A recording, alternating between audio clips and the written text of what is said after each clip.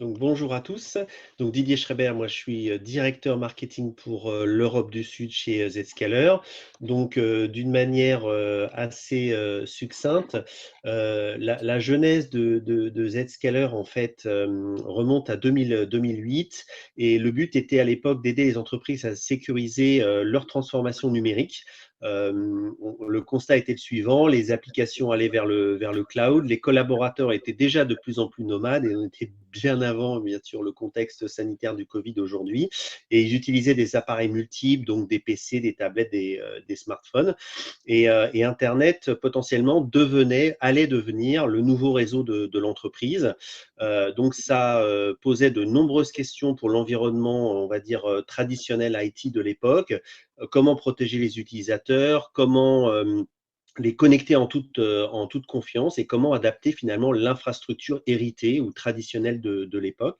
Donc, nous avons été le pionnier en créant une plateforme de sécurité cloud qui est aujourd'hui la plus grosse plateforme de sécurité cloud dans le monde, qui connecte de manière sécurisée les utilisateurs, les applications, les appareils, peu importe l'endroit où ils se trouvent. Donc, on gère plus de 200 milliards de requêtes par jour. C'est 15 fois plus que Google, par exemple. Et on possède 200 brevets, effectivement, qui, on va dire, rendent capable de bloquer plus de 100 millions de menaces par jour. Et donc, c'est très important, notamment, effectivement, avec l'ampleur des cyberattaques depuis l'arrivée du contexte sanitaire Covid il y a 2 ans.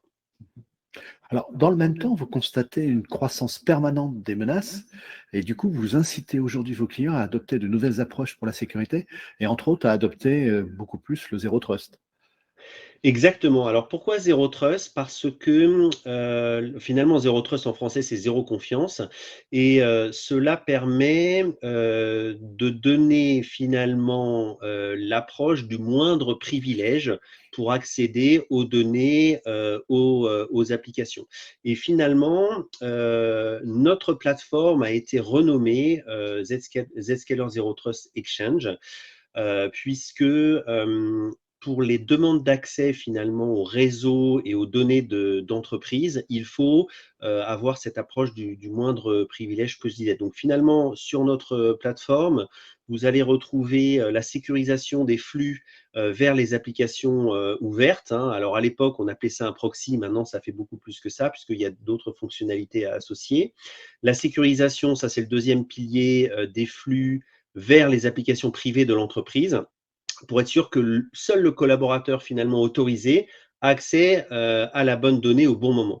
Et ça, finalement, c'est une approche innovante qui vient remplacer l'approche dite VPN, qui est une grosse brèche de sécurité, parce qu'à partir du moment où un identifiant et un mot de passe va être récupéré, vous pouvez avoir accès et faire des cyberattaques de manière transverse. Alors qu'effectivement, avec cette approche-là, vous avez un double contrôle, effectivement, on va dire, d'identité. On travaille avec des fournisseurs de gestion de l'identité qu'on appelle IAM, comme Okta, Ping, Azure, AD, etc. Et là, à ce moment-là, seul le collaborateur autorisé va avoir accès à la bonne donnée. Donc, en mode finalement télétravail aujourd'hui ou hybride, hein, parce que de plus en plus on est sur un environnement de travail hybride et ça va durer. On sait qu'aujourd'hui, dans le monde entier, de plus en plus de collaborateurs vont continuer à travailler de chez eux ou finalement de n'importe où. Nous, on appelle ça le travail en tout lieu. Ça peut être dans un bar, dans un avion, dans un hôtel, sur la route, dans un centre d'affaires, etc. Et finalement, il faut avoir son même environnement de travail, sa même productivité. Donc, ce genre de technologie-là est important. Donc, le troisième pilier sur la plateforme, c'est l'amélioration de l'expérience digitale de l'utilisateur. Donc, on va monitorer de bout en bout, en fait, cette expérience et ça va permettre de remonter aux décideurs, donc au DSI, par exemple, ou à la partie au directeur technique, on va appeler ça le CTO en anglais, de voir si à un moment donné, il y a un problème avec le endpoint, donc la partie tablette, laptop, donc le terminal que le collaborateur va utiliser, si c'est un problème finalement sur son Wi-Fi local, si c'est un problème plus générique sur sa connexion Internet, etc. Et on va avoir des remontées d'alerte, ce qui fait que on va dire, l'expérience numérique, l'expérience utilisateur va être la plus importante possible parce qu'on sait très bien que les DSI servent des clients internes et que si les clients internes râlent, il y a un problème pour la productivité de l'entreprise. Et la quatrième solution de notre plateforme Zero Trust, c'est finalement la protection multi-cloud parce que de plus en plus de collaborateurs aujourd'hui vont, on l'a vu en introduction, chercher des données un petit peu partout, ce qui fait que les DSI utilisent une approche multi-cloud, donc ils vont aller un petit peu chez Amazon, un petit peu chez Google, un petit peu chez Microsoft, et il va falloir sécuriser également finalement les connexions entre applications sur ces clouds publics ou privés et les différentes configurations cloud, puisque s'il y a un problème de configuration, c'est là où on peut avoir également une cyberattaque. Donc voilà pourquoi notre plateforme s'appelle Zero Trust, ce qui correspond finalement au marché identifié par Gartner il y a quelques années maintenant sur, voilà, on ne peut avoir confiance finalement en aucune demande d'accès au réseau ou aux données de l'entreprise. Mhm. Alors, comment est-ce que cela se décline lorsqu'on a des infrastructures de data center en particulier? Alors, quand vous parlez data center, est-ce que c'est des data centers de l'entreprise ou des data centers justement finalement multi-cloud? En fait, on a les 2. C'est-à-dire qu'aujourd'hui, on est, sur de l'hybridation et donc on sait que les data centers d'entreprise sont encore toujours fortement présents, donc il faut bien les protéger et en même Exact. temps, il s'agit de se protéger avec, Exact. Voilà, c'est pour ça que je souhaitais que vous mmh reformuliez pour que je comprenne bien la question. Alors effectivement, sur ce mode hybridation, finalement, c'est une hybridation de la technologie, de l'IT et c'est également une hybridation finalement du mode de travail de tous les collaborateurs. Donc sur l'hybridation, on voit que des secteurs d'activité, par exemple comme la finance, l'assurance, ont freiné un petit peu les déploiements cloud. Maintenant, ils y viennent de plus en plus à partir de cette année, notamment liés au Covid. Et ils avaient des data centers en propre encore. Donc nous, on répond simplement, c'est-à-dire qu'aujourd'hui, on peut aller connecter les données qui sont dans un data center, effectivement, qui appartient à l'entreprise. Souvent, il y a des data centers sur 3 plaques géographiques quand l'entreprise est multinationale, etc.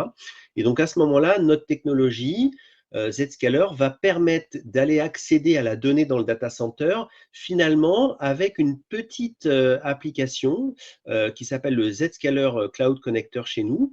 Et cette application, à partir du moment où vous êtes doublement identifié, hein, on est toujours sur le contexte Zero Trust, vous allez aller chercher la donnée, peu importe où elle se trouve, et finalement, c'est la même expérience. Vous n'avez pas à re-rentrer des identifiants type VPN, etc. à chaque fois que vous vous connectez. Simplement, on va se situer entre l'utilisateur et Internet. Et à partir du moment où vous allez vous renseigner donc avec votre identité. La donnée, si elle est sur un data center, Zscaler va aller la chercher comme si elle était sur un mode cloud public ou privé finalement. Donc vous aurez la même expérience et la même protection. C'est pour ça qu'on va scanner finalement tous les octets et ce qui est malsain pour l'entreprise, on va l'arrêter immédiatement. C'est ce qu'on appelle l'effet cloud, puisqu'on a des robots, de l'intelligence artificielle, etc. Et un comportement anormal, on va l'isoler, on appelle ça du sandboxing, et en quelques secondes, finalement, l'ensemble des utilisateurs, aujourd'hui on a plus de 20 millions d'utilisateurs, plus de 5000 clients, plus de 450 clients en France, automatiquement vont avoir accès à cette protection. Ce qui est très important, par exemple, aujourd'hui dans le contexte, on le voit, des attaques ransomware à double extorsion, c'est-à-dire qu'à un moment donné, non seulement les données sont cryptées, mais en plus on a volé vos données, on va les revendre sur le dark web, mais aussi pour des attaques un petit peu transverses qui sont sur finalement des failles, d'anciens Microsoft, Exchange Server, etc. Donc tout ça avec une plateforme Zscaler qui est finalement par défaut entre l'utilisateur et l'ensemble des applications, les collaborateurs et l'entreprise vont être protégés. mh.